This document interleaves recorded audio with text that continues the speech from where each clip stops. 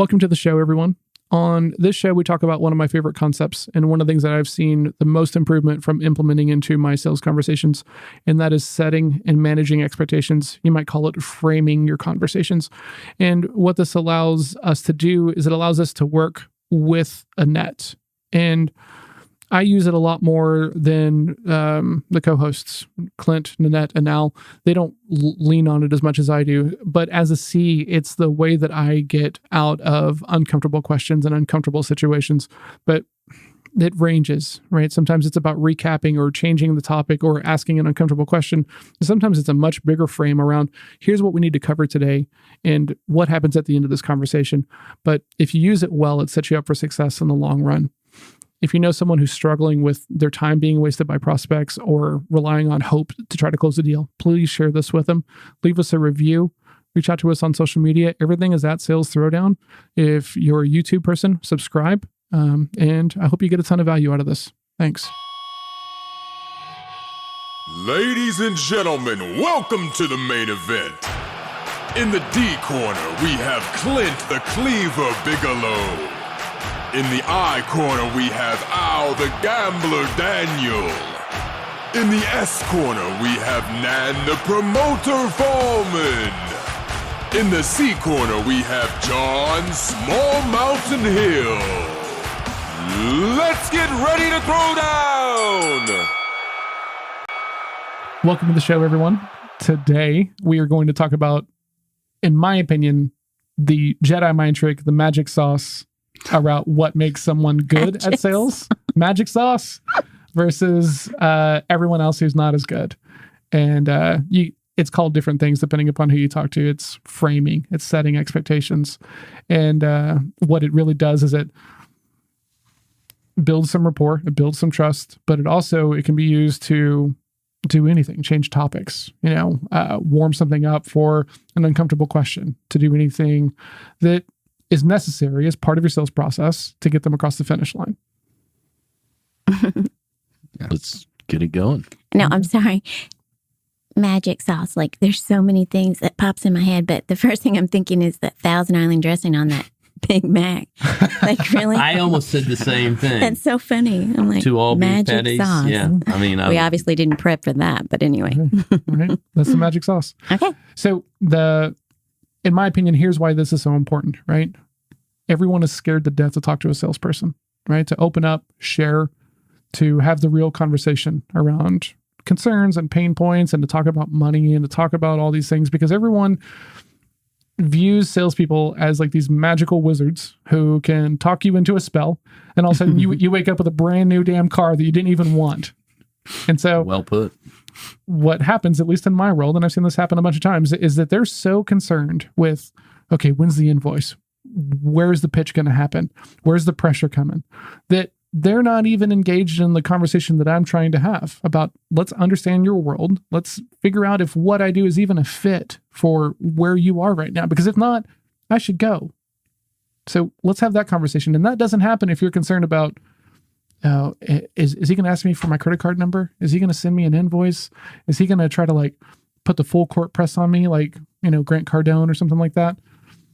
So yeah, and that breaks you off really quick from all those other traditional salespeople that they hear in repetition every day, and they get sick of that speech or that presentation and all that stuff. So when you come in and you do what you're talking about, you kind of, it's a little Jedi mind trick maybe, but it really changes the tone, and they're hearing something for maybe the first time they've ever heard it in that way, and you already stand out just a touch from that. Well, but let's go back. You said it's magic sauce. You said it's, framing. Talk about that process. Talk about, hone down on what we're talking about, because people Absolutely. out there may not have either done this or seen this. Sure. So bring them up to speed. So let's talk about what sales used to be. It used to be the race, right? You call me, which is why everyone was like AAA auto mechanic, right? So that way I'm the first listing in the phone book. So you're going to call me first. So then I'm going to put pressure because I don't want you to go talk to anybody else because you're relatively uninformed, right? We're not dealing with that anymore, right? With the internet and everyone's putting out so much content and educating their customers and everything else. You talk about buying journeys and digital marketing and everything else. Everyone is already so informed. So it's not a race to get them to say yes before they can talk to someone else. It's more about what are your expectations? And can we talk about how you want to work, right? Because, life's too short to be treated like a vendor, right? You want to be a partner. I want to work very closely with my clients. I want to know the inside track. I want to know what, as cliche as this question is, what's keeping you up at night? Because if we can't have that conversation, you're not going to talk to me about budget. And I got to have that conversation. So that to me starts with setting expectations, right? And you can do the big version of it, which is where you're kind of setting expectations for the whole meeting. And sometimes it's your transition or, hey, is it okay if I recap what I heard you say just now, just to make sure I'm on the same page? Those are all versions of setting expectations. And I call it a Jedi Mind Trick. That's not to say that it's disingenuous or inauthentic or a gimmick. I mean, really what it is if you play a board game, you read the rules, right? So you're going to have a sales conversation with someone who has their walls up. So if you set expectations well about, hey, how long are we meeting? What do you want to cover? Here's what I need to cover. So gain some knowledge before you get to this conversation. Don't just go in there haphazardly, What do you mean by that? I'm not sure. Well, I think you should know what your expectations, what their expectations are going to be, what you're going to be able to bring to the table. You can't just expect them, and they potentially could just sit there and look at you. So you better expect what they potentially could be expecting from you. Can you give me an example of not doing that and how that shows up in your world? Yeah. So quite often you'll go in and talk to someone. You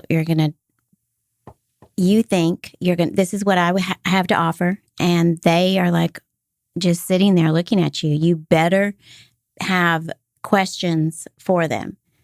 I mean, if you don't have questions and you're just delivering, then you're not going to find out what any of their issues are. You need to know what their issues are. Well, I think, and Dan hits on a point, in certain arenas, you got a big book of business. In other arenas, you're selling Toyotas, right? And you still may have a big book of business when the patient, I say patient because I'm in L here, when the prospect comes onto the lot. So in every one of these arenas, I think what we're talking about is reducing confusion, right? Yeah.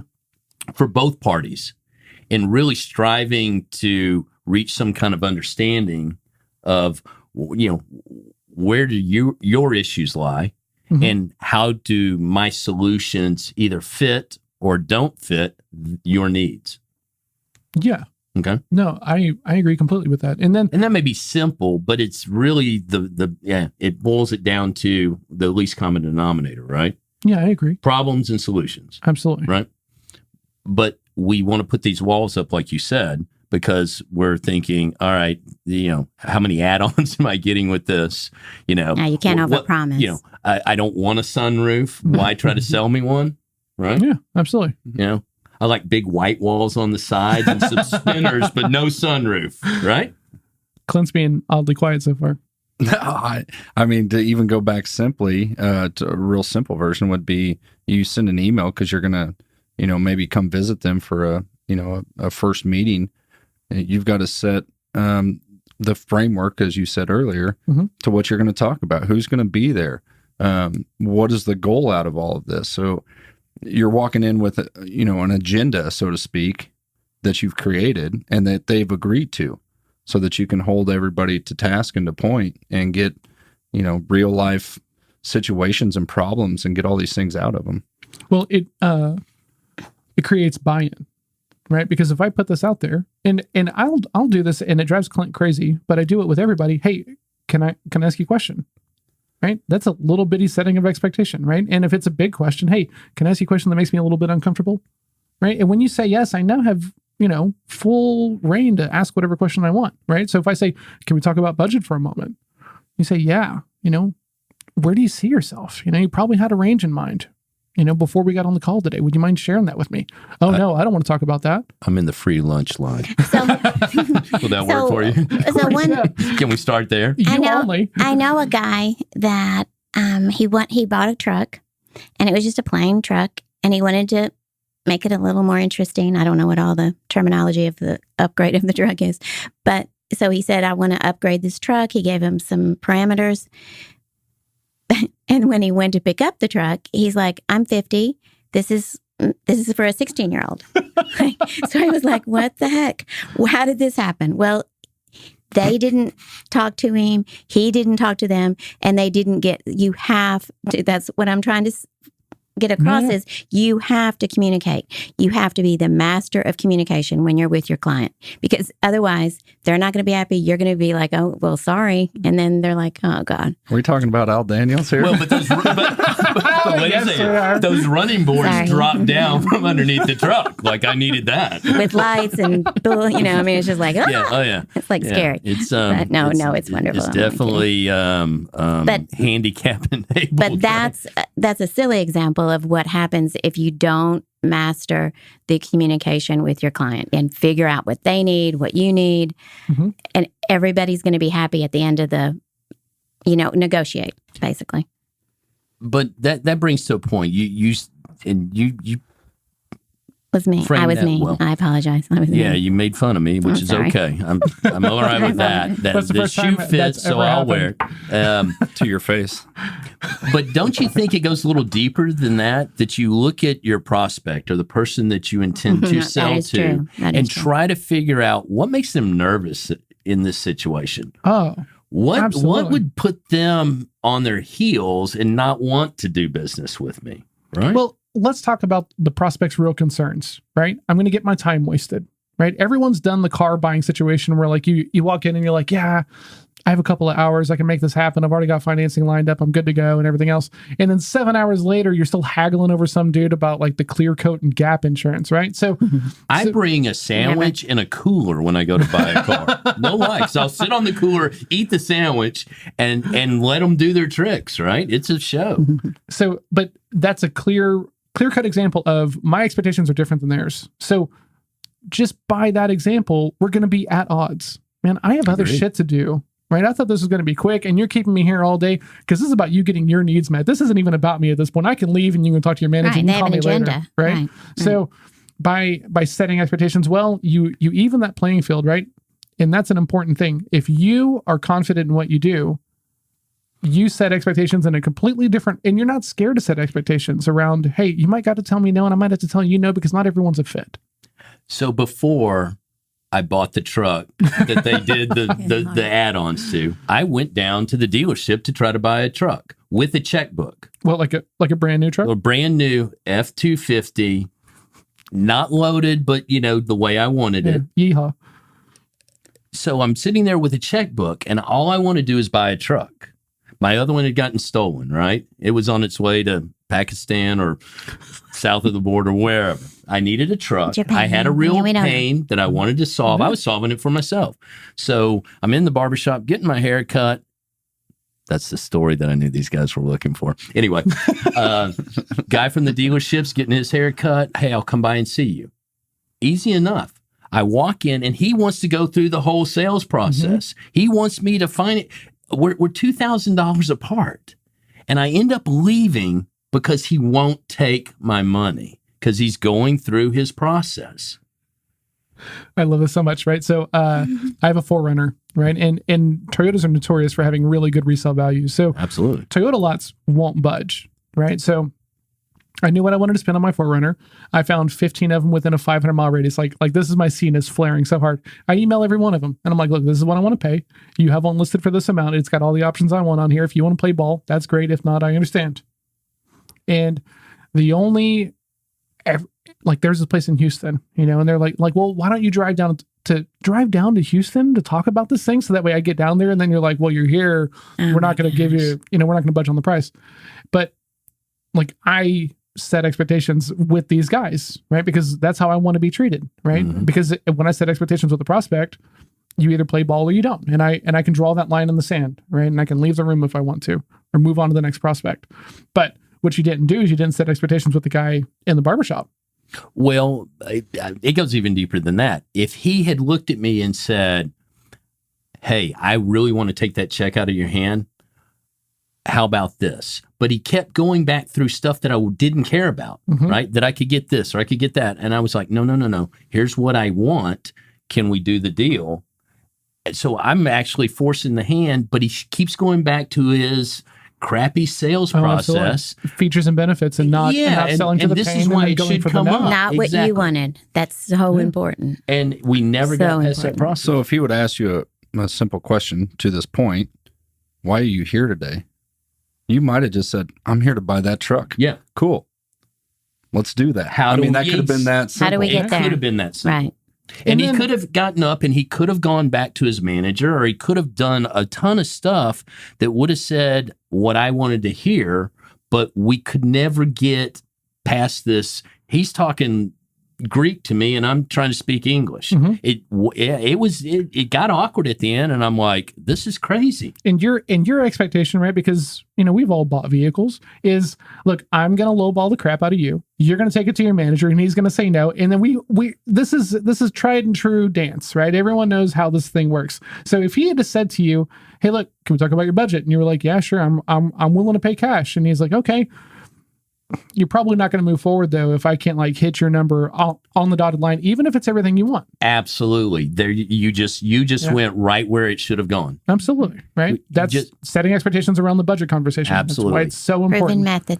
And better yet, instead of trying to, well, let's jump through these hoops and then you get a rebate and then you can do, I'm like, that's, God, that was not my style. And instead of saying, hey, I know we're $2,000 apart. What do you will, how do we work, slide this gap? And we're talking a $72,000 truck. Yeah. I mean, so you think I'm getting a little antsy? I'm like, you're telling me $2,000 keeps you from doing this deal. And if he says, absolutely, because, here's my dilemma, and then worked me the other direction, yeah, we'd have been fine. So Clint, you bought a new vehicle recently. Yeah. And you weren't even looking for a vehicle. So this story sounds like you got sold, but I love it because it's the purest example of you going for the no, right? Which is really a topic for another show. But I love this idea of That old boy was sweating. talk a little bit more about that. I think I was there 8.5 hours. See, there was Close my to it. problem. I didn't bring my cooler and my sandwich. I didn't have anything. You know Just what? my checkbook. I went in to get something done to my That's so terrible. my truck that I had, and I had nothing to do. And That was my problem. I think you I gotta could go have in with gotten. I could have gotten where I was wanting to go. I But, thought the checkbook was going to get. I figured out pretty quickly that when I want, this is a big lot. It's Texas. Everything is ginormous. We have, Right, 60 football fields between one end of the lot and the other. You need a go-kart. Yeah. And so I figured out pretty quick that if I wanted to test drive this truck, he had to go all the way back inside to get the keys and come all the way back out. This is middle of July. It's hot, 103. And he's probably, I don't know, 350 and, And he's got to clean the seats after he gets out, yeah. right? All those trucks like- you're driving, he's got to go wipe them back down, right? I don't remember how many it was to this day, but it was, I don't know, 6 or 7 trucks that I test drove. God, I so screwed up. And by the time he yelled at me, "Are you going to buy this or not?" I'm like, "I don't know, man. Can you meet my price?" I don't know, but I had, I just had it. But yeah, patience and just going for that, Emotional. man. Yeah, letting him get emotional, which Yeah. is funny for me because usually it's the other way around. Hey, on this setting expectations, I was thinking about while you guys were talking because I wasn't listening to you guys. But I was. Thank Help. you. You're welcome. Us What I all. was thinking about is this is probably one of the few areas in sales that you don't really have to tiptoe around the fact of disc personalities because this works. Like, for example, your question, John, can I ask you a question? Yeah. That works in all realms. It's a simple question. True. It gets to the point, and it gets to the point with an SICD. There are a few questions, right? You're going to start asking me once you start digging. There's going to be some tonality and stuff. But this is one of the easier navigations. The mini versions of it, absolutely. But, once again, there's a scale and a range of things, right? Well, Because if I'm setting expectations around our meeting, Yeah. right? The discovery side is a little harder. For sure. The expectations up front of what we're doing here What do we plan to get out of this? Those are really simple questions that you can say in your natural tone to just about everybody in the room, and it's okay. It's even better if you match and mirror. Yeah. But I ask it differently to you than I do to someone like I get Alan and that. But you're also good at it, right? But what I'm trying to say is to give people a little bit of confidence to not. It's going to be a little awkward at first to ask these questions because, one, you don't do it naturally. Maybe you do. But if you're trying to break your typical sales process and get a little bit better, you probably don't ask this, and people across from you aren't used to hearing this, especially from you because you've never done it. So don't be afraid to screw it up. You got to go Absolutely. for it. I'm glad you brought that up. God. It's experience. I mean, you have to go through it. Can we talk about how movies and TV portray the salesperson, of how they're perfect all the time and like the silver-tongued bastard, you know, Don Draper, right? And that's so much love that guy. Fucking pressure to like have to show up and be perfect, and I can't fuddle a word, I can't make a mistake because I'm pitching and the pitch has got to be. That's complete nonsense. Oh my right? goodness! I make mistakes. I stutter. We talked about the fact I have a stutter. I talk really fast, and then I can just, hey, I messed something up. Is it okay if we back up? Right? Which is once again setting expectations around the idea, hey, I got to back up a little bit because I missed something. Right? I mean, so it shows up if you're doing a good job of keeping the rapport built and keeping them on the same page with you. It shows up through an entire conversation. Because you're gonna have those moments where they're just gonna like you because you were honest about it. Right. For sure. And they're gonna see some genuineness in your approach to making some mistakes. And that's gonna make, because remember, they're going to feel better because you're not feeling so good. Absolutely. Right. Yeah. And that's a key point. And that works in relationships with your children, with your significant others. When you're genuine, I don't know that there's any profile out there that dislikes that. Right. Because if you're going in and you think everything's going to be perfect and everything's going to go great, it's not. And I like to always say that. I have two big accounts that something came up. And I was like, all right, let's talk about it. Let's figure it out. And you want to, you don't ever want to overpromise in the beginning, but you always want to deliver. And so today, when these issues came up, I was like, it's all right. You just make everyone calm. And at this point, in both of these accounts, trust has already been acquired. So everyone's like, oh, okay, you're going to take care of this? And I'm like, yep. And then you lay out the plan. But when people get scared, man, you can really bring people out. But it is communication. Again, I know I say that all the time, but communication is the key. This is the S's wheelhouse. Really, really it is. It's not super comfortable for the I because a lot of I's view it as a gimmick, right? And it feels disingenuous of like I'm running some kind of sales silver bullet on you. But really, I do think I's just want to please, like make everything I want to make sure everything goes well, but I'm not that worried about. I'm like, okay, if you're unhappy, let's talk about it. Where I think Al's like, I just want it to be great. I want everything to be perfect. And I don't know. Do you disagree, Al, with that face? Clint, you were going to say something? Well, what I was going to say is that when I get annoyed or offended by a really high I, it's because he didn't set those expectations. Because one thing that I have a couple high I friends and colleagues that will walk in and be like, they'll ask me a question and it's just like, dang, it pushes you back. And it's like, if he'd have prepared me a little bit for that question, it'd have been okay. Absolutely. But I think everything is just kind of a big story and it's fun. And we're just, hey, look, we're bros. We're friends. Yeah, it's a joke. I'm just joking with you. Yeah. It's like, whoa, man, it's a little deep. You got in there a little too fast. You could have warmed me up a little bit.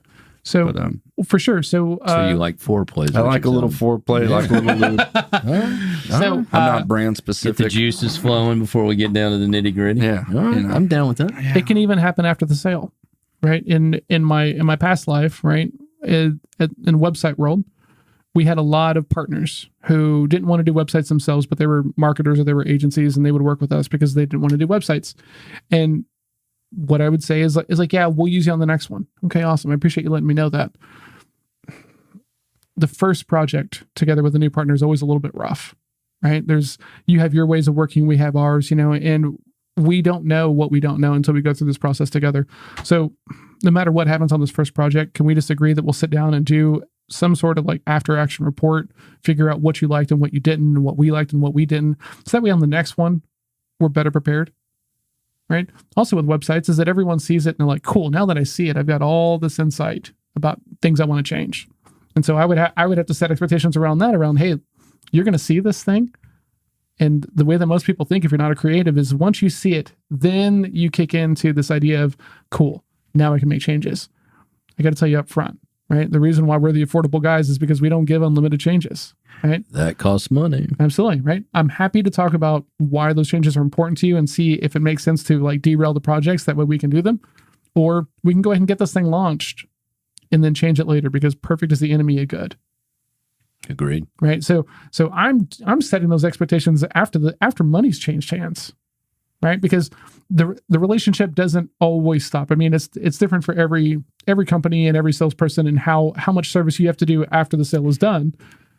And I was about to bring that up, that, this is a journey. It's not. Absolutely. Now, in some cases it is. I mean, at 7-Eleven, I buy my cup of coffee, our journey's over with, and hopefully I don't spill it on the way to the truck, right? Absolutely. But for things that cost more than $1.98, there is a little more invested on both sides of the equation, because you have to meet expectations. But before you meet them, you better set them. Yeah.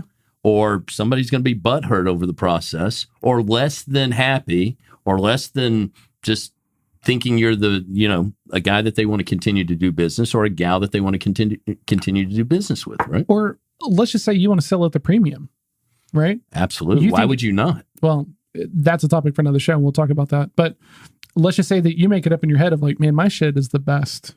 And because of that, I'm not willing to budget my price. So then you have to set man, why are you so expensive?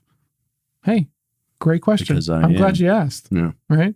How many other people have you talked to? Right? And so then you kind of go through this process of trying to figure out what's expensive in their world, right? Because I can make a bunch of assumptions, right? But that doesn't help me as a good salesperson. I need you to tell me. I need you to share with me why you think this is expensive. And really, honestly, a lot of times people will ask a question like that and not even make it a question. And then every salesperson will fall over themselves trying to, this looks really expensive. The right answer is, right? But most salespeople are like, well, let me tell you why.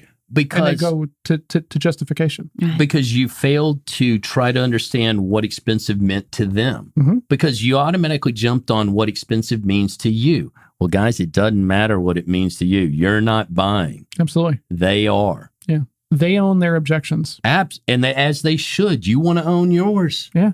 So show some respect out there and quit being an idiot. Absolutely. And thinking just because you feel that way, they should. Right. It's back to the car. You do not think you know what kind of car someone wants and how much they want to pay. Even the kind of car you want, it seems like, right? Hey, don't decide what I'll decide for you. Just give me your checkbook. Absolutely. Sorry, Al. Hey, man. So, Clint, for your world specifically, right? Yeah. It's always a bid, right? And in my world, I don't have to deal with bids very often. I had to a lot in the website world, and it was kind of the bane of my existence, right? But I'm trying to set expectations around this idea that, at least in website world with bids, like it's the Wild West, right? So how do you compare my bid to their bid to company C's bid?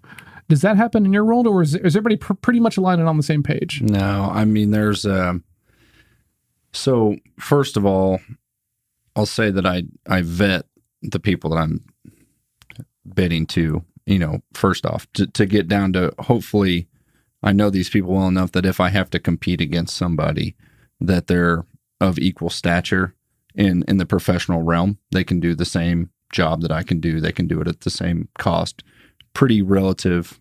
How do you uncover that when you're talking to the prospect? I mean, do you just ask? Yeah, I do. Who do you guys normally use?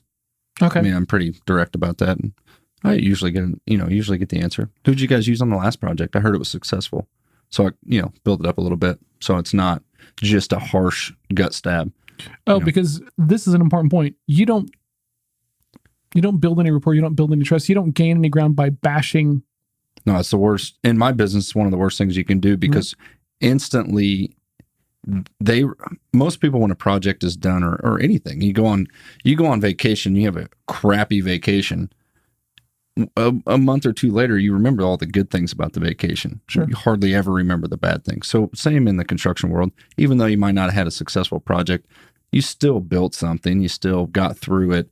It might not have made all the money that you wanted to do, but most everybody looks back on it a year afterwards and says, oh man, I like that guy. Oh yeah. But you guys were at each other's throat the whole project. So to that point, if I go in and I say, oh yeah, who do you guys use?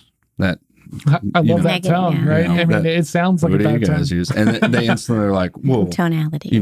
we use these guys, and hey, we were great. And then all of a sudden, I'm building up my competitors in their own mind. Yeah. So a little bit on the other flip side, usually what I say is, hey, I heard that project went really well, because the other side of it too is they may dump a lot of information to me, Absolutely. and say, oh, actually it wasn't. Let me tell you why.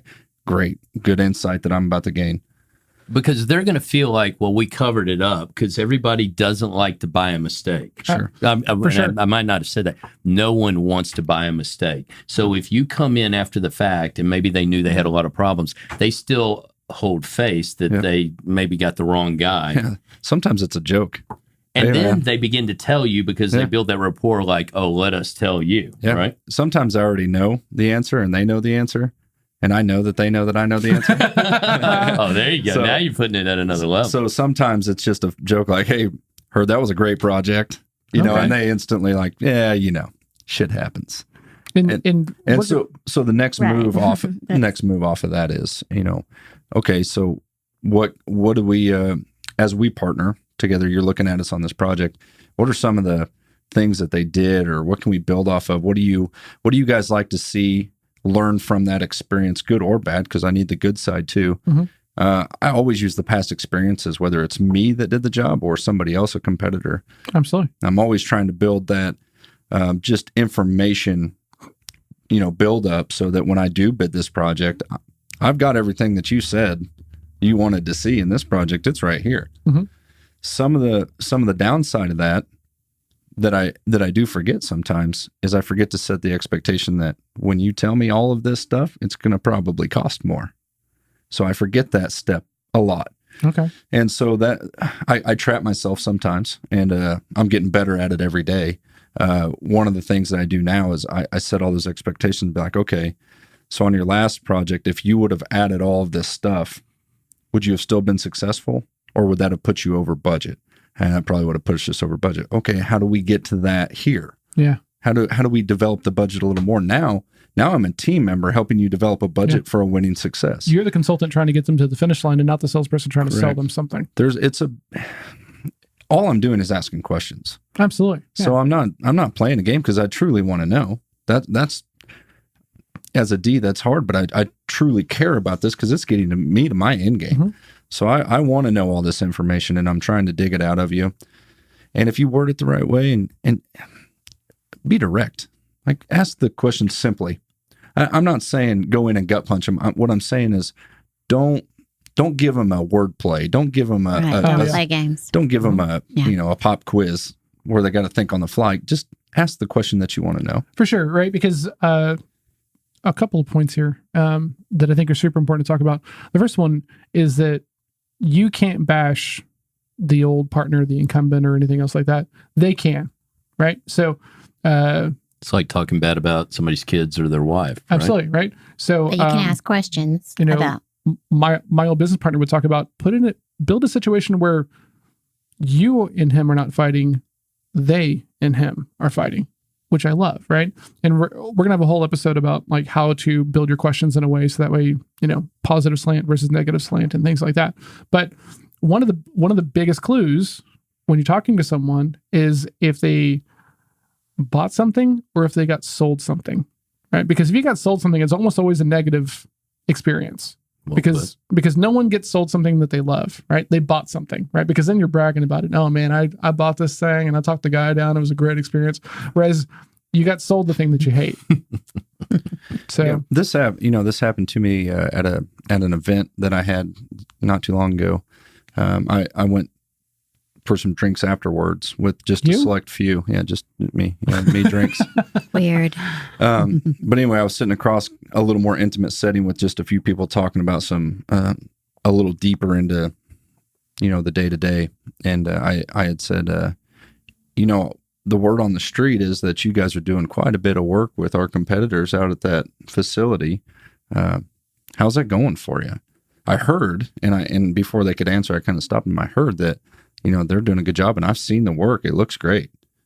Talking about my competitors' work. And instantly, for whatever, across the table, every one of those people were like, no, let me tell you. And all they did for the next 10 minutes was tell me everything bad.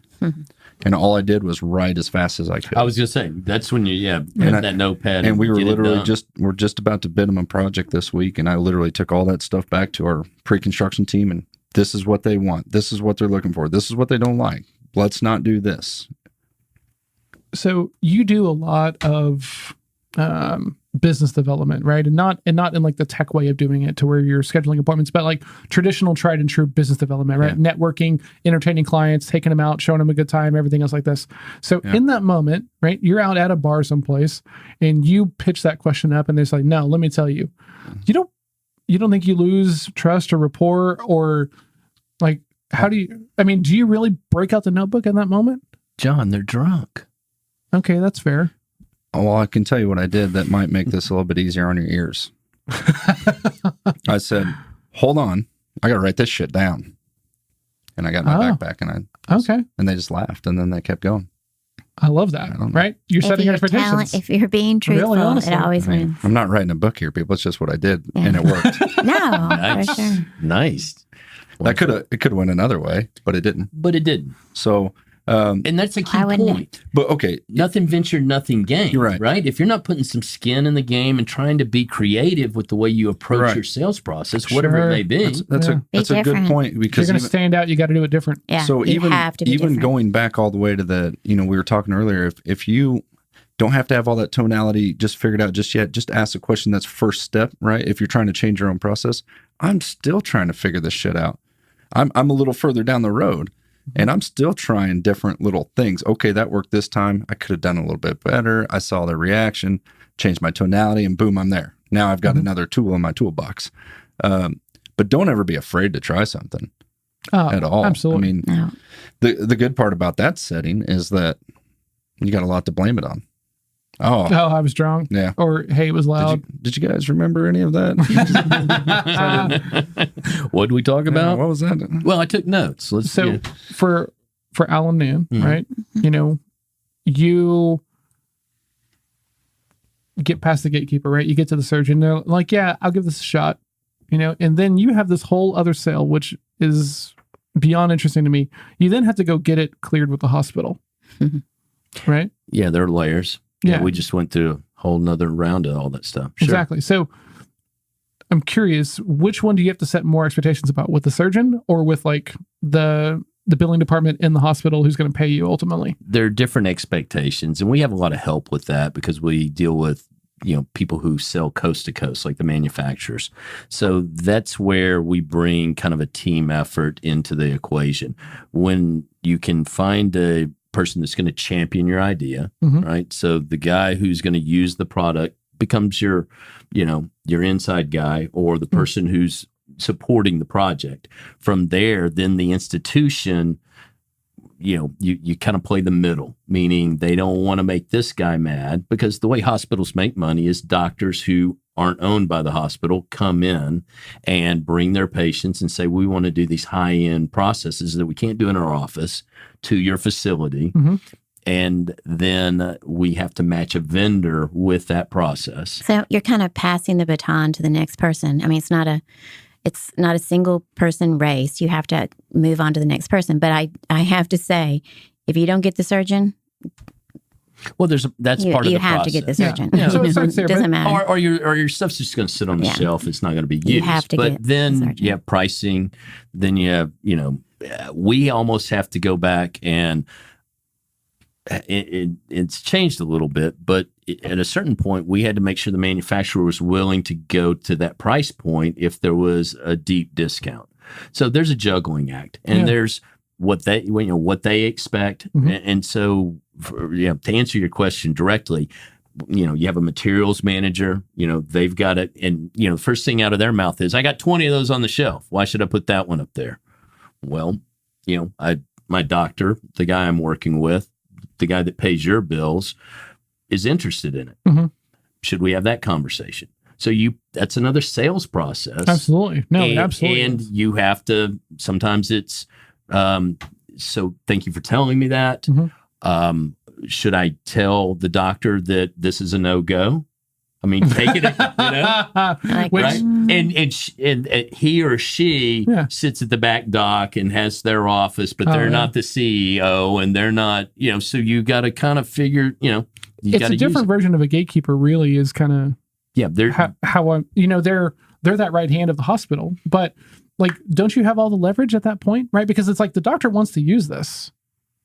Okay, wait a second. Right? He wants to try this. Okay, right? Sure. Try, right? Well, but meaning he says, bring it on in. Let's see if it's better. Because my competitor did not go away. He didn't lose his job. Sure. He still has a relationship. He's still probably walking around the hospital. A little pissed off now, but he's still walking around and breathing and wanting his business back. He didn't just go, oh, Al got the bid. All right, well, let me go find somebody else. No, absolutely. And he knows the materials manager as well, and he knows people in the hospital, and he's a little butthurt. So you run those cycles, and there've been fistfights out in the parking lot, right? Yeah. And there's been underhandedness that comes into play, and you leave your stuff up there, and somehow it finds its way to the trash, right? And now you want to kill somebody. I've seen some crazy things in the short time that we work together, but some of the stories you have told me about shit that happens in the halls of hospitals is what? Now, insane. I will tell you, though, there's no arguing in the OR. There's no arguing in front of these doctors. This is all behind the scenes, because conflict. One misstep and you're done. You're out of the hospital, because, the patient comes first. When it's your time, you're up.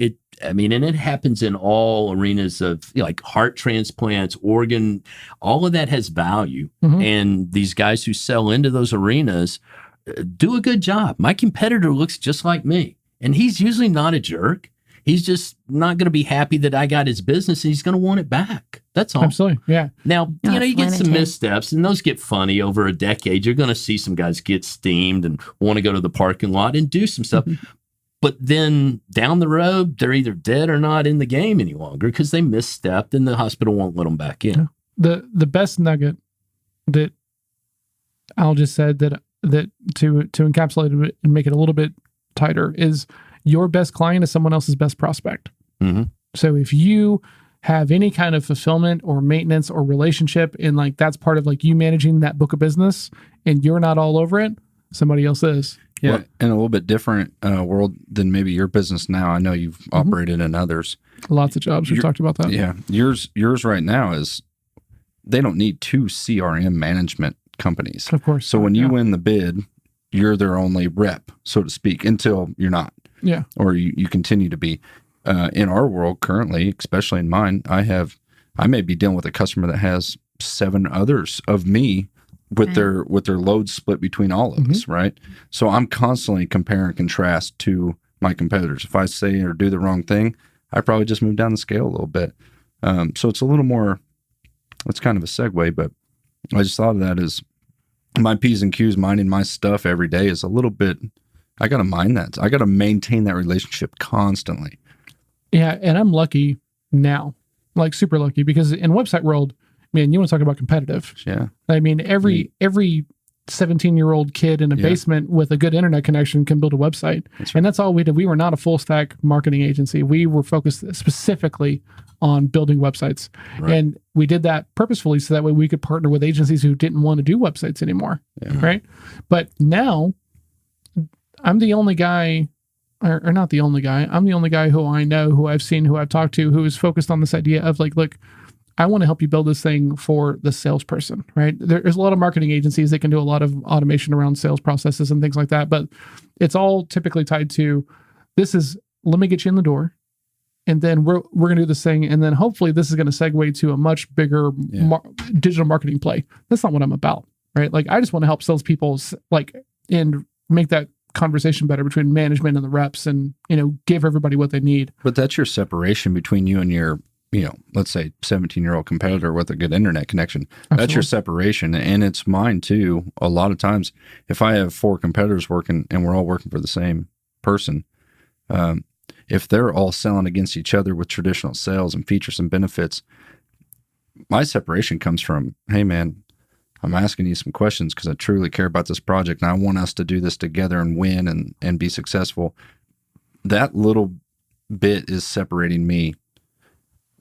Maybe they like traditional sales and it's separating me on the bad side, but that's okay because I don't want that customer anyway, right? Well, you bring up an important point there. Features and benefits are not inherently a bad thing, right?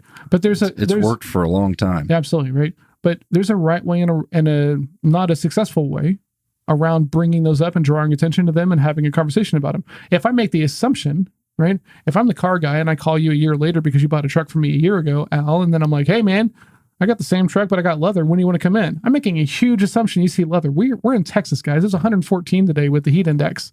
I see no value in leather. So if you lead with that on the call, I'm done. I'm not coming in. Yeah. There's something else too that we forget to put in the mindset of the buyer or customer is probably a traditional buyer. They've been ingrained and trained that way for so long that features and benefits might be heaven on earth for them, right? Oh man, so absolutely. Not only do you have to break the cadence of yourself and your competitors, but you might also have to get them to realize what you're talking about and why it's important that you're asking these questions. And in a lot of this setting expectations and framework that you're talking about, it's really important for them to understand why you're asking these questions and get buy-in. Yeah. Right. Well, I'm gonna ask you some hard-hitting questions around like your sales and how you measure that stuff and everything else. And if I don't get your permission to ask those questions, when I say, hey, what does your pipeline look like for the next 12 months? Right. That's an illumination question for me. Right. Yeah. Most salespeople are like, oh, I have no idea. Okay. Is that a problem? Yeah. Because if not, I probably don't need to be here. Right. But hopefully it is, right? And we're going to have a whole episode around like questioning strategies and why they're important and everything else. And that's going to be later on. But, I need your buy-in so that way I can run my process as effortlessly as I can.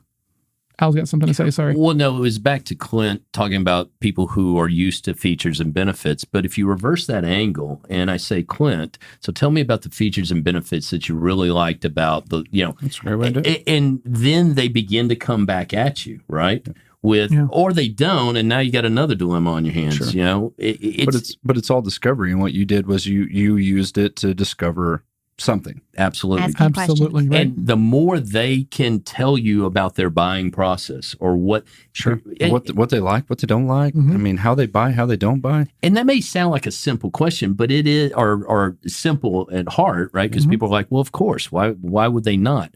Well, because you're doing this dance. Yeah. And if you're not Sorry, finish your thought, but then no, not yet. He's Finish already your lost it. He's an I. No, I still have it. You're doing that dance about features and benefits or vice versa. Mhm. But if you can get their engagement by using, the tried and true method, but put it as a reverse to them. Yep. Right. Remember, right? As a salesperson, there's questions that we have to ask, and inherently, some of those questions are going to raise their walls, right? And when their walls come up, the conversation changes a little bit. So in that moment, right, set expectations. Hey, I don't want to talk about a bunch of shit you don't care about. Yeah. I'm probably not going to say shit to a prospect, but I don't talk about a bunch of things Might you don't work, care though. about. Absolutely, depending upon the prospect. So I'm curious, with the person you're working now, what do you love about them? You hit on something right there because you do this to me a lot, and I've seen you do this to other people, and it's a really good way to bring the walls back down. You say things like, "Hey, I asked that question, your walls went up. You got a little defensive. For sure, yeah. You got a little closed up. What did I say? What offended you there?" Mhm. Once again, you're setting an expectation, and they're going to tell you, "Well, I don't feel comfortable talking about that. Can you tell me a little bit more?" I mean, you keep going, but you do it in such a way that you end up getting getting it all out there. Or you tell a story so that way they feel like they're not the only person Sometimes. there. Right? No one wants to be the only person on the island with the salesperson. Yeah. Like no one in the world. So if you can tell a story around someone else who's had the same concerns or something else of like, hey, you probably don't want to talk about budget. You probably had a bad experience. Yeah, I'm not really sure where to go from here. I don't typically do what you do. I wish that came naturally to me to say that, but I do back up. So as soon as I ask a question, I see them kind of pull back. I just 180 it and go back to a couple questions ago. Yeah. And then ease back into stuff. So it's a little bit different process, but the point is when you see negative things go on across the table, you've got some decisions to make there to move forward.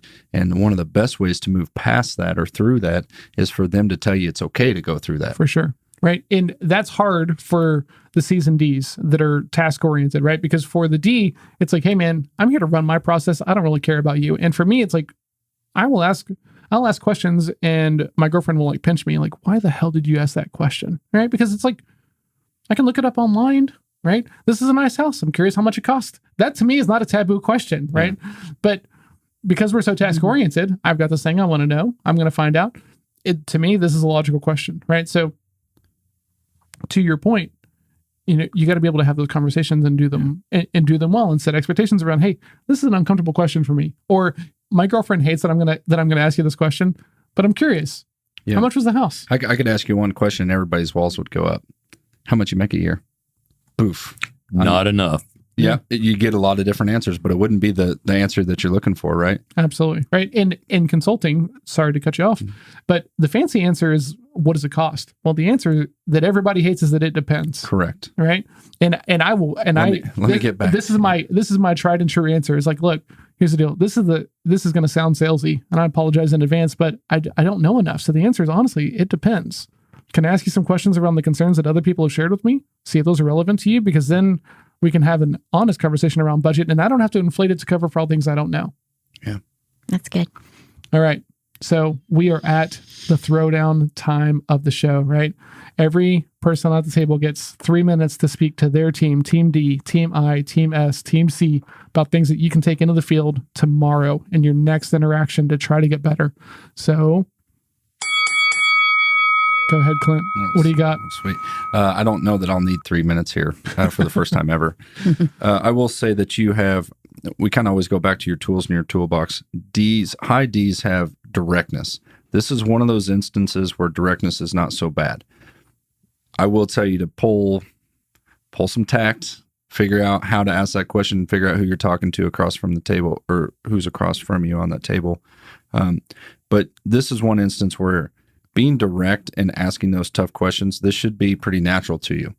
And that's a good thing, because you need all this information to move forward if it's truly in your process. And you just have to have a little bit of tact. Tonality is an issue for us, not taking those big face punches to our customers, maybe, stroking them a little bit, telling them how good they look, and then ask, but the point of what we're talking about on setting expectations is get permission. That's really hard for us because we don't feel that we need permission to ask these questions. So one is be direct, but get permission to be direct. Have some tact with it. And I think that you're going to find out a lot more about your customer, because a D usually feels, most people when they look at a D, they feel attacked by a D just because body posture, the way we talk, the way we use our hands in conversation. Everybody feels a little bit attacked. So rein that stuff back in, have a little emotion involved in it, use your tools, be direct still, but just have some tact. Awesome. Al, for eyes? For eyes, I would have to say that we need to remember it's not our expectations, it's their expectations that we really need to focus in on, because ours are way up here. They're overinflated a lot of times with a lot of extra verbiage. We're going to go into the song and dance. We're going to make it a show.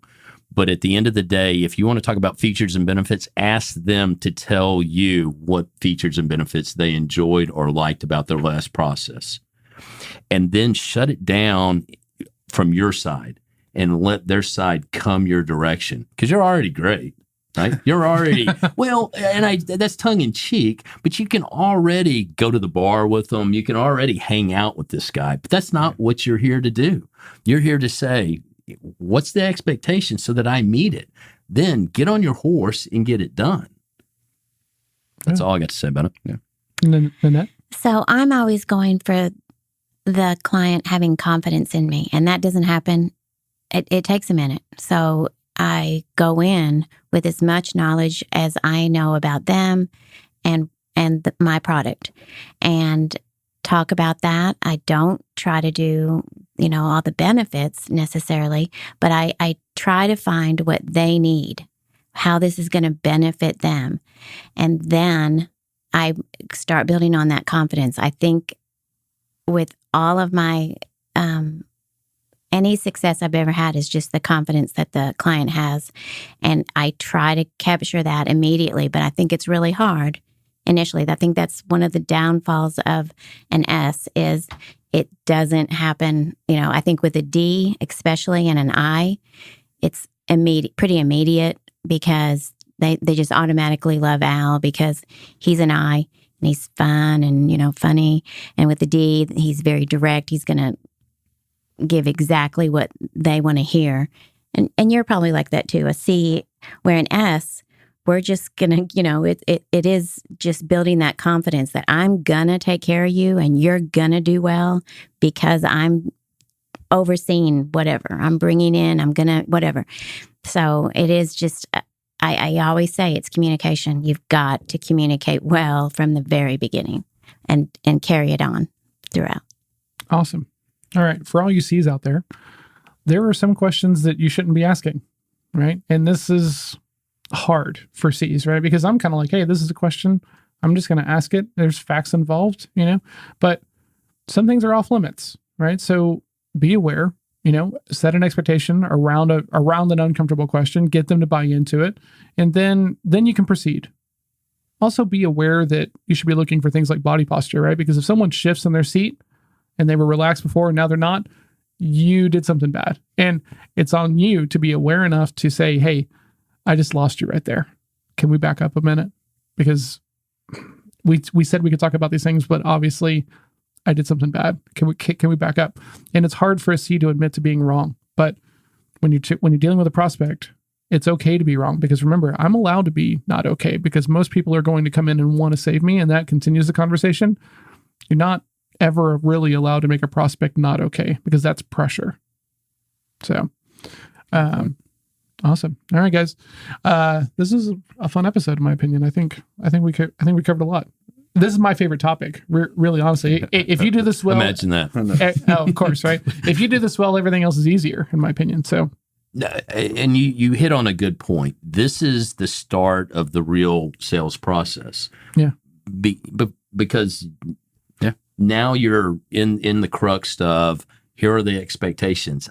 You want to know what theirs are. Mm-hmm. So that you stay in the lane that gets you to the end, which is them buying and you selling. Absolutely. All right, everybody. If you got any value out of this, please share it with someone else who is struggling around. Maybe they don't set expectations well at all, and it's burning a bunch of bridges, or they can't maintain a relationship with anybody. Share this thing. Leave us a review. Be honest, right? We want to get better, and we only get better with your feedback. So whatever... Send all the negative reviews to Team D. Clint will handle that. Exactly. So I can burn He's our customer down. He's our customer service department. Yeah. So leave us a review. Follow us on social media. Everything is at Sales Throwdown. If you have questions, send them to us.